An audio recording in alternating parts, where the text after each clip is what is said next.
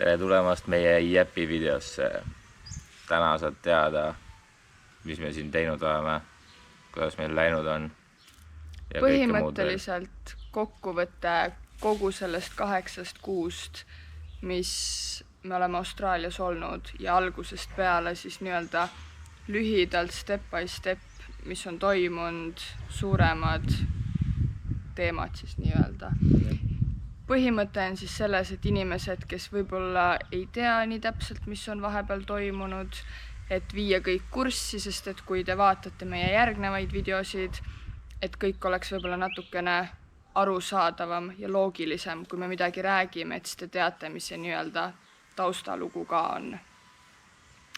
Yes.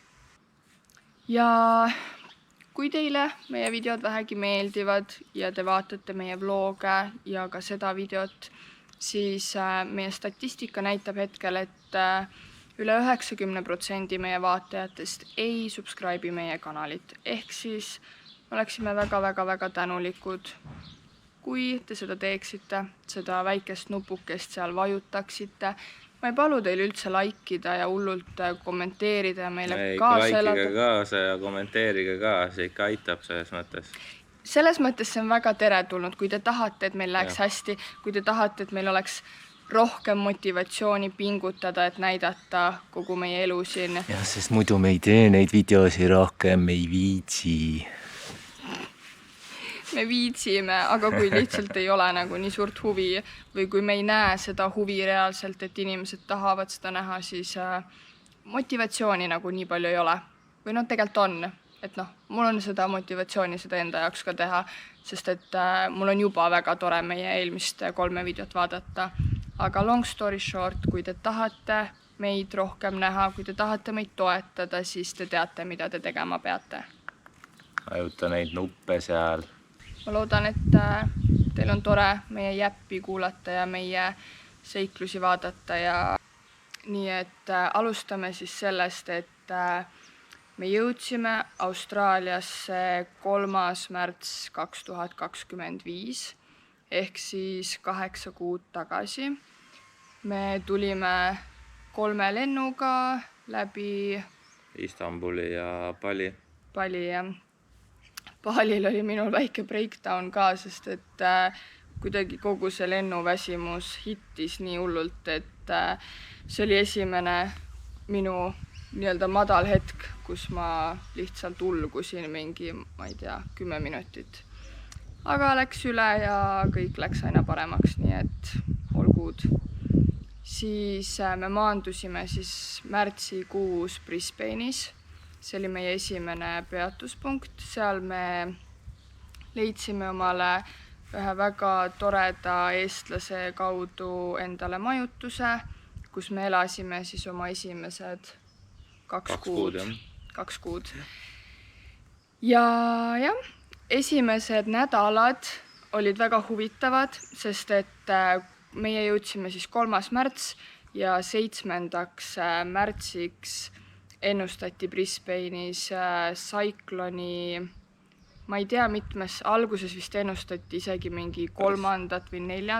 taset. Päris kõva oli, jah. Aga kuna see tuli ookeani pealt, siis mida lähemale see rannikule jõudis, siis õnneks ta vist oli lõpuks tegelikult esimene tase. Ta liikus sealt meie koha pealt natukene nagu eemale ka. Jah, et suurem osa, mis pihta sai, oli siis Gold Coast, mis on siis allpool rannikul ja meie olime siis Brisbane'is nagu põhja pool, ehk siis me olime suht kaugel sellest põhipunktist, mis nagu pihta sai. Ehk siis meil läks suht hästi, aga meie esimesed nädalad nägid tänu sellele välja sellised, et me lihtsalt istusime kodus, õues oli mega nagu tormine, mingid tuuled, vihmad, teed olid üle ujutanud, poodides oli natukene selline COVID-i-aegne pandeemia tunne, et inimesed ostsid reaalselt nagu omale vetsupaberit ja veepudeleid koju ja riiulid olid ikka suht tühjad. Pood oli ikka väga tühi. Ja vahepeal oli ka niimoodi, et mingid päevad reaalselt pandi pood mingi poole päeva pealt kinni ja siis oli niimoodi, et jooksid sinna poodi, põhimõtteliselt haarasid lihtsalt ruttu nagu midagigi, sest et endal nagu meil ei tekkinud seda nagu pandeemia või paanikatunnet, me ei osanud nagu sellel hetkel midagi karta.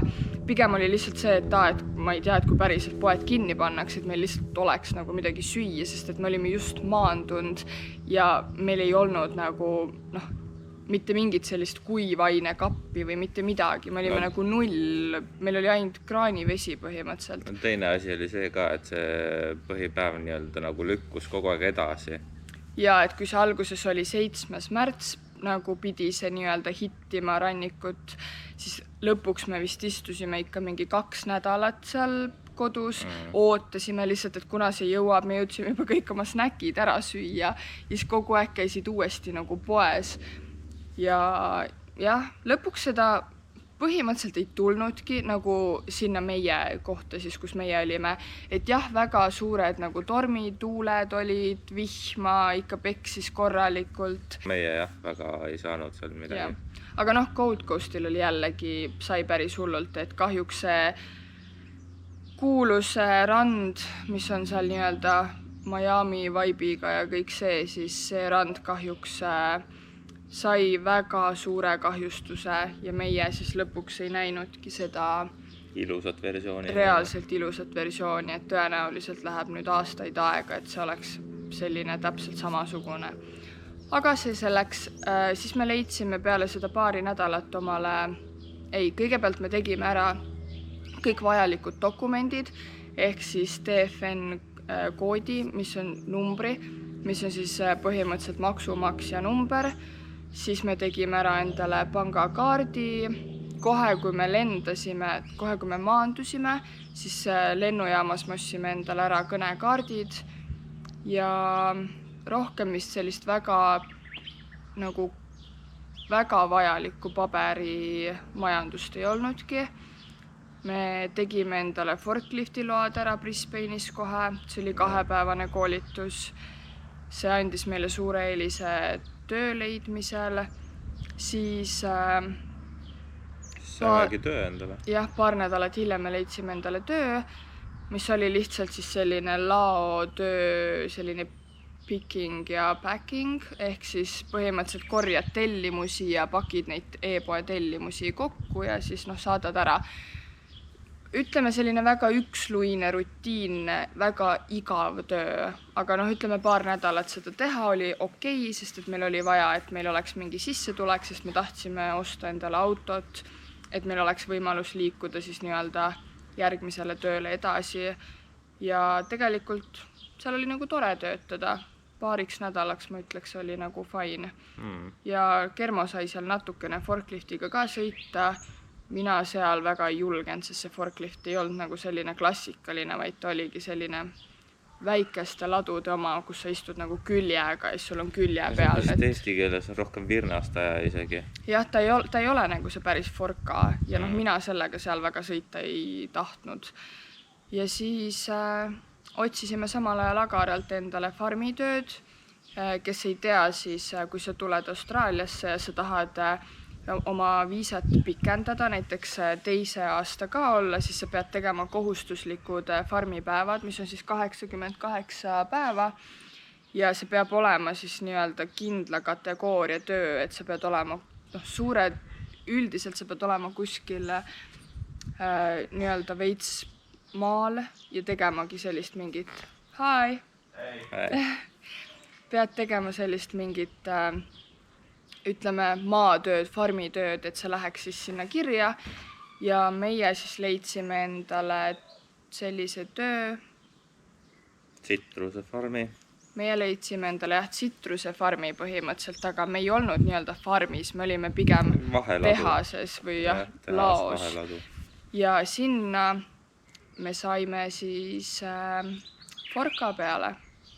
Algus muidugi oli käänuline, aga kõigepealt räägime sellest, et see töökoht asus meie esialgsest majutusest Brisbane'is 2000 kilomeetri kaugusel ja sinna me pidime siis kämpama, aga enne seda me pidime ostma endale auto. Leidma auto endale, jah. Ja see on omaette naljakas lugu sellest, kuidas me ostsime surnud inimeselt lõpuks auto ja sellest tahtsin rääkida.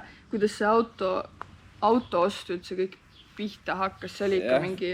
See Queenslandi auto ost on ikkagi hästi siuke korralik peavaev, sest seal on nagu roadworthy, mis sa pead nagu saama, mis peab nagu omanik enne müüki siis tegema, mis on justkui nagu Eesti mõistes ülevaatus, et auto on korras, et järgmine omanik saab siis sellega kohe nagu sõitma hakata ja nagu ümber kirjutada. Roadworthy, ma korraks ütlen vahele, et siin ei ole seda, et sa teed oma autole roadworthy nagu Eestis ülevaatus ja siis see kehtib sul aasta aega, siis sa teed uue, vaid see kehtib sul vist kuni mingi... Müügi esimene müük. Või siis... Või 4 kuud. Või mingi paar kuud või siis kuni mingi 2000 kilomeetrit, midagi sellist. Ühesõnaga, see kehtib lühike aeg. See ei ole niimoodi, et sa teed seda iga aasta korra ja siis see on sul jälle olemas. Jah, sest siin ei ole nagu otseselt seda ülevaatust nagu vaja, kui sul on auto olemas, siis lihtsalt... Ja üldiselt autodel roadworthy't ei ole, sellepärast, et kui auto on inimese käes juba aastaid olnud, siis ta ei pea seda tegema, seda on vaja teha ainult siis, kui sa seda hakkad edasi müüma.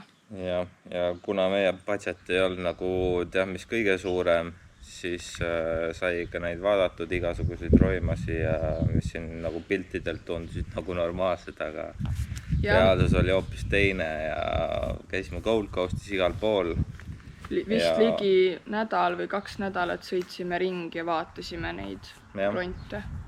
Ja mingi 10 tükki vaatasime, siis lõpuks mingi paar päeva enne seda, kui me pidime juba hakkama liikuma, leidsime siis kohaliku toote Holdeni. Tegelikult on siiamaani väga hea olnud, aga pull oligi see, et see, kes müüs, see oli tema surnud isa auto. Ehk siis ta oli selle surnud isa nimel. Ja siis hakkas Kammaia pihta. Sealt tuli kõigepealt, et pidi ümber kirjutama, siis tal ei olnud aega. See lõpuks venis mingi 3 päeva vist või?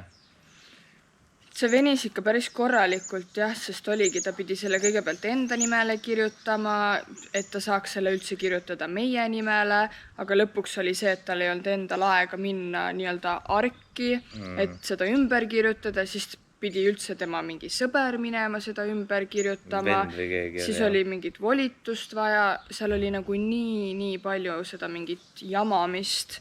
Ja siis koha peal vaadates tuli ka välja, et ühel väljal on üks rattapolt ära murdunud ja siis ta ütles, et ta teeb selle ise korda. Aga sellest me saame klipi panna, mismoodi ta selle korda tegi. See oli väga masterclass, ütleme nii. Põhimõtteliselt lõpuks me saime auto niimoodi kätte, et me saime ühe päeva õhtul saime kätte ja järgmise päeva hommikul pidime juba teele asuma, sest meil oli 3 päeva jäänud sõiduks aega. Ja kuna see oli päris kaugel sellest, kus me elasime, siis me ikkagi trippisime sinna kottpimedas mingi rongiga ja bussiga ja ikka mingi, ma ei tea, 1,5–2 tundi võttis meil aega, et selle autoni jõuda. Sest taksoga, ütleme niimoodi, on väga kallis sõita, kui sa sõidad nii pikka maad. Ja me lõpuks mingi läbi maantee kottpimedas jala, see oli nagu linna äärealal ka, ehk siis me matkasime sinna kottpimedas, me isegi mingi flashiga üritasime autot kuskilt põõsast leida, et see oli suht naljakas.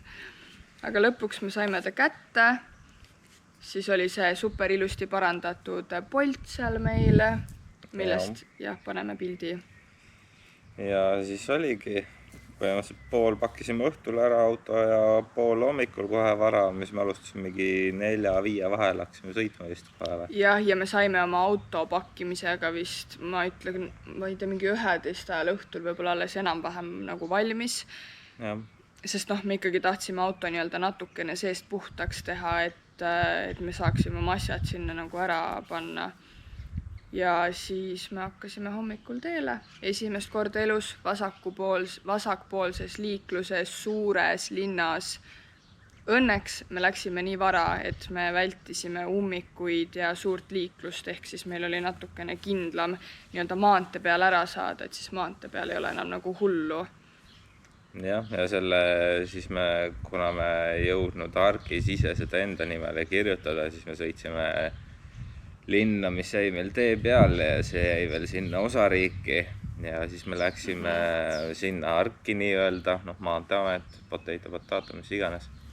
ja siis tädi hakkab kirjutama, vaatab, midagi seal ta pomiseb oma ette ja siis mõtleb, okei, ma kirjutan ära. Midagi ta korraks ütles, et tegelikult ta tegi selle roadwordi ehk siis ülevaatuse, ta tegi enne seda ära, kui ta kirjutas isa nimelt endale, ehk siis justkui see kehtis ainult ühe müügikorra. Ehk siis see roadwordi oli tegelikult meie ajaks kehtetu juba, jah. Aga meie seda ei teadnud või nagu me ei tulnud selle peale tollel hetkel ja siis me olimegi seal argis nagu, et me ei tea, et meil joppas sellega, et kuupäev oli reaalselt eilne kuupäev.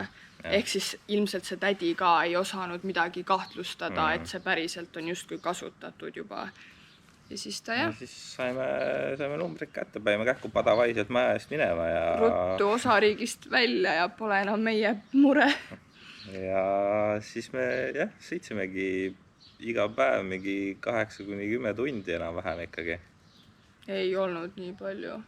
Vähem oli. Veits oli, sest meil tuli päevas ju ikkagi mingi 700 kilti, 600-700 kilti jooned päevast. Mõni päev ühe päeva me sõitsime väga pikalt. Siis me panime ikka ju... See oli vist esimene päev või teine? Teine päev. Ühesõnaga jah, me sõitsime siis ära selle vist 3 päevaga. 3 päevaga sõitsime ära. 2 ööga siis vist. Ööd kämpasime autos, siin on igal pool neid kämpimiskohti on hästi palju.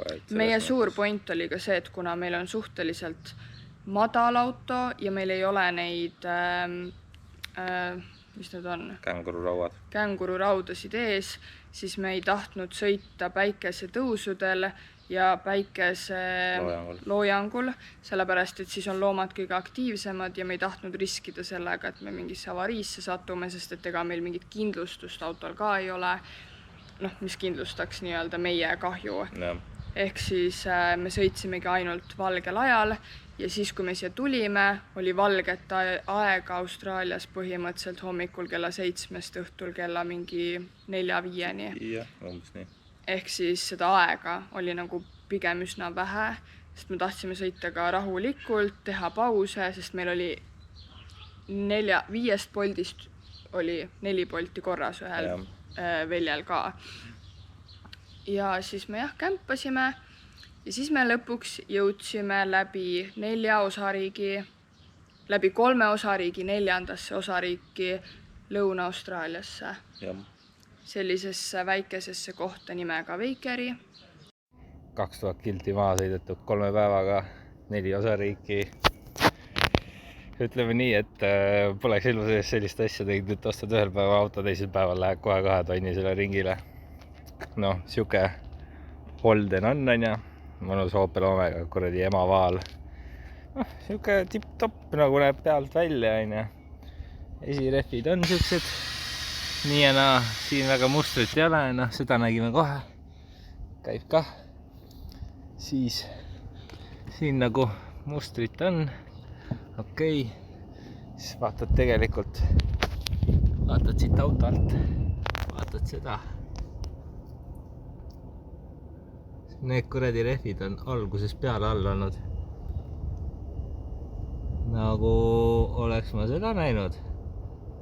Ma paneks elu sees seda autot osta. Teiseks, siit poolt istub auto jumala koopas. Kolmandaks, kuradi vana lubas mutri ära parandada. Türada reaalselt liimis selle kinni siia. See on väike polt. Ehk siis me sõitsime 4 poldiga. Okei. Keerad. Ees on mingi räme kolks, stabika vardad on läbi. Keerad, siis taga tiffer undab. Nagu oleks kuradi kevitatud tiffer vahepeal rattad käivad kaasa. No, jumala ime, et me kohale jõudsime. See on ikka väga rets. See on ikka sõna otseses mõttes jumala imene. Väga hirmus. Sõit ise oli väga igav. Pikad, lõputud maanteed, keset põlde, keset kõrbe, keset metsa. Reaalselt vaade eriti ei muutunud selle 3 päeva jooksul. Jah, väga hea olnud, jah. Lõpuks ikka kassis ära, et ütleme, kui sa Eestis hakkad sõitma Tallinn-Tartut ja sul on see viimased paarkümmend kilti jäänud, siis sa oled nagu mingi, nii natuke veel. Siis meil oli vist niimoodi, et kui lõpuks juba mingi 400 kilti näitas, et on veel minna, siis me olime, hakkame juba jõudma vaikselt. Et jah. Ja siis hakkas uus peatükk Forka juhina. Jah, mina sain kohe Forka peale. Sain väga lebo töö, sain hopperi peale, väga siuke lebo, pista ainult kaste sisse masinasse, masin loobib sealt edasi ja seda opereerimist pidi ikka õppima, aga selles mõttes mul oli nagu väga lebo. Ja Kaisa pandi siis pakkima, kuigi ta alguses tegelikult jutt oli ka, et me mõlemad oleme ja kui me kohale jõudsime, siis oligi niimoodi, et meid õpetati ikkagi nagu Forka peale. Nagu kohandati. Jah, mina sain isegi ühe päevase, meil töötas seal üks vanamees, kes oli kunagi reaalselt siis forkliftide see instruktor ja siis tema esimene päev natukene tegi seal minuga mingeid harjutusi, aga ütleme, et ma tundsin ennast tegelikult üsna kiiresti, üsna hästi seal, et nagu ma sain Forka juba suht nagu käppa. Seal mingi nädal aega mind vahepeal natukene juba õpetati ka Forka peale ja nii. Ja siis täiesti lambist pandi mind pakkimisse. See lamp juhtus selle pärast, et meie see supervisor, kes meiega tegeles, manager, see läks töölt ära. Päi kutt, jah. Ja siis teksid muudatused ja siis liigutati sind hoopis pakkimisse ja mina olin sama koha peal ikka edasi ja siis mingi hetk meil liigutati nagu sinna kõige tihedama, mitte kõige tihedam, või nagu kõige pisim. Jah, kõige hõivatum või nagu, kus on kõige rohkem nagu tööd. Nii palju. Ja kuna meie ilmselgelt olime seal alles uued ja meil ei olnud kõik süsteemid veel käpas, siis üksi olla seal Forka peal oli väga-väga keeruline. Teie üks point oli ka see, et miks mind sinna liigutati, see, kes ennem mind seal oli, ütles, et ta ei suuda enam seda üksi teha. Sest seal oli, see ala oli suur, sa pidid ühest otsast teisi igale poole nagu igasest asju tegema. See Forkaga ja sa lihtsalt nagu ei tõmba ennast pooleks kaheks tükiks, et see oli võimatu, aga siis ei tahtnud omanikud alguses sellest väga aru saada. Ja kui ma sinna läksin, siis ma mingi nädal aega vist olin seal üksi ja siis ma kauplesin Kaisa ikkagi endale kõrvale, sest ma ütlesin, et mina ka ei suuda seda üksi niimoodi teha, et see ei olnud eelmise töötaja viga, et ei suutnud, vaid see on lihtsalt puhtalt logistiline teema ja kõik see, et ja siis Kaisa sai Forka peale tagasi nii-öelda.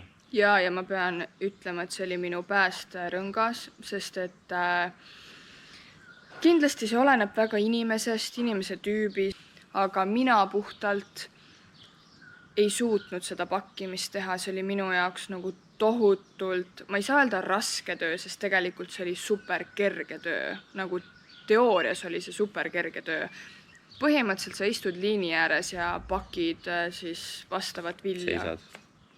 Seisad.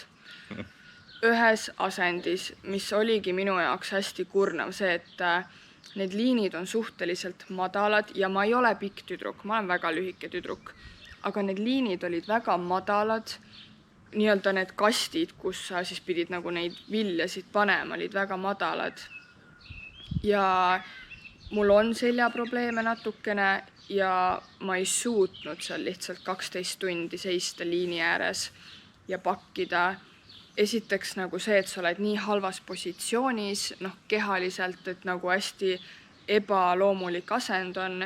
Ja teiseks oli minu jaoks nagu, mulle meeldib teha tööd, kus ma saan nagu panustada, kus ma näen tulemust, kus ma saan nii-öelda areneda, ma saan nagu läbi töö, ma näen, et ma saan ise midagi paremaks teha, nagu, et ma pean reaalselt oma aju kasutama.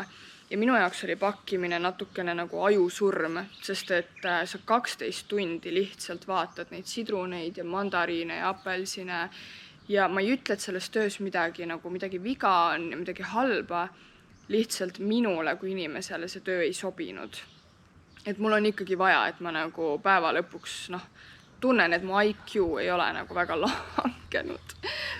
Ja jah, siis lõpuks Germo oma siis nii-öelda seal tööpositsioonil natuke tegi häält ja lõpuks meist pandi ühele positsioonile forka peale kokku ja sealt edasi ma ütleks, et läks kõik ainult ülesmäge. Sealt sujus kõik väga edasi väga hästi. Ja. Supervisorid olid ka väga toredad ja nagu tekkis täitsa siuke ühtne olemine ja ütleme lõpuks, kui sealt ära läksime, et natukene võib-olla räägin sellest ka, et me elasime siis nii-öelda, kui see tehas oli esimesel korrusel, siis me elasime selle tehase teisel korrusel. Ehk siis me käisime tööle trepist alla 10 sekki, easy peasy. Et selles mõttes oli nagu suht chill, et suht kaua sai magada ja hea kerge minna nagu koju. Aga me elasime seal siis niimoodi, et oli kokku 8 tuba. Mõned toad olid siis sellised, kus elas mingi 2-4 tüdrukut koos. Ehk siis me jagasime seda elamist tegelikult ligi 14 inimesega vist tippperioodil. Midagi sellist, jah. Ja meil oli üks köök ja see köök, ütleme, oli meie jaoks kõige suurem miinus, kuna meil oli see pluss, et me olime ainukesed, kellel oli toas enda vannituba, siis selle koha pealt oli nagu normaalne, et me ei pidanud nagu kellegiga mingit duši all käimist jagama. Aga see köök oli küll jah niimoodi, et kui kõik tulevad ikkagi enamasti ühel ajal töölt, 14 inimest, ütleme 2 vahetust, pooled inimesed, ütleme 7-8 inimest tulevad korraga töölt koju ja tahavad kõik samal ajal kööki kasutada, siis oli päris keeruline, midagi liiga hullu ka. Ja inimesed olid tegelikult kõik hästi toredad, need, kellega me koos elasime siiamaani. Nad vaatavad meie videosid, küll ei saa nad kahjuks väga mitte midagi aru, aga nad ikkagi supportivad meid. Ja siiamaani me mõndadega ikka natukene vahepeal suhtleme, jutustame, et hästi toredad inimesed ja lõpuks oli isegi päris kahju oli tegelikult nagu ära minna. Ja mulle oli selles mõttes ka natukene uus kogemus, et kui ma olen Kaitseväes 20 kutiga ühes toas elanud, siis nüüd ma sain kogeda 20 tüdrukuga ühes ühikas elada, et ma olin ainuke kutt sealt, et ja. Selline kogemus, jah. Ja. Siis lõpetasimegi töö Bakeris. Töötasime 4 kuud kokku. 4 kuud, jah. Me läksime siis mai alguses ja tulime ära augusti keskpaigas lõpp ikka kuskil. Jah, umbes niimoodi. Ehk siis 4 kuud saime oma farmikad tehtud, väga tore. Sealt edasi läksime Baalile. Baalile otse, jah. Ja Baalist vaatate juba eelnevaid videoid näinud, kui ei ole, vaata järgi. Jah, sest et Baalist on meil videod olemas. Kui kellegil on mingeid küsimusi Baali kohta täpsemalt või üleüldse mingeid kontakte või midagi, meil saime ka ikkagi sealt. Ja, siis me saime juba ka nii-öelda natukene seda tunnetust sealt kätte, et kui keegi on esimest korda minemas või on mingeid küsimusi mingite hindade kohta täpselt või mis iganes, siis võite julgelt küsida. Yes. Ja siis peale Baalit me tulimegi tagasi Aussi, siia Lõuna-Austraaliasse. Meie uus töökoht, mis me siis endale leidsime, asus meie eelmisest kohast kuskil 60-70 kilomeetrit. Tunnisõidu kaugusel umbes. Natuke suurem linn, natukene rohkem nooremaid inimesi, natukene midagi siin on. Natuke rohkem pood ja. Aga endiselt väga väike koht tegelikult. Endiselt. Et Adelaide'i sõidame me siit ligi 3 tundi ja et see on meie kõige suurem linn siis, kus on rohkem poode ja asju ja midagi teha. Aga järgmine töö, mis me siis endale leidsime, on Grain Harvest. Viljakoristus, jah. Meie oleme siiski seekord ka nagu nii-öelda vahelaos. No me oleme bunker side'il, ehk siis meie hoiustame vilja, et meie nagu ei korja seda otseselt põllu peal. Ja selle jaoks oli meil vaja jälle kolida. Kolimine oli seekord tunduvalt raskem, sest et meil ei olnud võimaldatud töö poolt majutust. Me pidime selle ise leidma ja väikeses kohas leida majutust on pigem üsna keeruline või on väga-väga-väga kallis. Ja praegu oleme selles mõttes meil väga vedas, et meil on päris suur oma kuudikene nii-öelda. Ja lõpuks me siis leidsime selle niimoodi, et ma tegin Facebooki lihtsalt siia kohaliku postituse. Üks tore naine kirjutas mulle, et kas tahate tulla vaatama, et põhimõtteliselt on siis niimoodi, et neil on enda elumaja ja siis väljas on nii-öelda lisahoone või lisahoone ja mis iganes, jah. Ja see on siis tehtud nagu suht eluruumiks, et ja siis ta pakkuski meile, et kuna ta elab ainult tema ja tema pojad, et siis kas me tahame nagu seda varianti ja kuna meil ei olnud mitte ühtegi teist varianti ka väga laual ja me tahtsime kindlasti siia linna saada, et me ei peaks nagu hakkama tööle iga hommik sõitma nagu mitukümmend kilomeetrit teisest linnast. Ja no isegi nendest kõrvallinnadest, mis siin poole tunni või niimoodi kaugusel on, et sealt ei olnud ka tegelikult väga mingit sihukest mõistlikku pakkumist. Ja tänaseks ma ütlen, et see, et me siia tulime, ma tunnen, et oli ikkagi kõige parem valik üldse. Me oleme siiani väga-väga rahul, pere on väga tore, meil on väga mõnus elamine, meil on tööle 6 kilomeetrit mööda maanteed, ehk siis sa reaalselt sõidad sinna 5 minutit hommikul. Et see on nagu ka ülisuur pluss. Ja täna ongi meil 1. november, mis on siis officially 8 kuud sellest, kui me Tallinna lennujaamas astusime lennukisse ja kogu seiklus pihta hakkas täpselt 8 kuud. Ja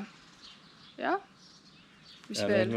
Nüüd me siis põhimõtteliselt ootamegi sellepärast, et vili pole veel justkui täpselt nii valmis saanud, et see oma niiskustasemeid ja asju kätte saada. Et nüüd see nädal ilmselt kohe alguses võib täiesti nädala keskelt meil hakata, et nii kui öeldakse, et ütleme, hooaja algus on väga-väga lähedal, aga me ei tea nüüd täpselt. Põhimõtteliselt, kui farmerid ütlevad, et nad hakkavad korjama, siis järgmine päev meie lähme tööle juba, et eks on näha, kas siis selle uue nädala lõpus või järgmine nädal, et siin nüüd oleme siin Austraaliasse ka 6 aega puhata, mis on tegelikult natuke liiga pikk meie jaoks. Jah, me tahtsime, me lootsime, et me nii-öelda leiame selle elukoha, et võib-olla paar nädalat oleme kodused, et aga saab ikkagi tööle, aga praegu see on veninud nagu eeldatust palju pikemaks, et see on natukene kurb, et raha ju kulub ikkagi, tahaks juba nagu teenida, aga jah, nüüd me ootame siis oma tööd ja ütleme nii, et kes siis ei teadnud meie eelnevat storyt või kes ei olnud väga detailselt kursis, siis nüüd te teate, mis on kõik toimunud, mis on juhtunud, mis on nagu olnud ja siit edasi on tunduvalt lihtsam, ma arvan, meie vloge vaadata, et asi tundub loogilisem ja selgem. Et jah, on olnud väga tore, me oleme väga nautinud oma aega siin. Jah, absoluutselt. Ei näe hetkel, et tahaks veel koju minna, et väga meeldib, inimesed on väga toredad, riik on väga tore, ilmad on väga valavad, aga mõnusad, isegi talv ei olnud külm. Oli külm, aga Eestiga võrreldes sa ikka lund ei rookinud. Meie talv oli nagu teie Eesti suvi selles mõttes. Jah, suht sama, päeval 10 kraadi. Päeval oli tegelikult isegi soojemad. Jah, soojemad ilmad. Aga jah, me nüüd lähme natukene linna peale, lähme vaatame ringi ja seda kõike. Te näete juba meie järgmisest vlogist, nii et kui te tahate seda näha, siis järgmine pühapäev. Davai. Hi, Paul. Bye.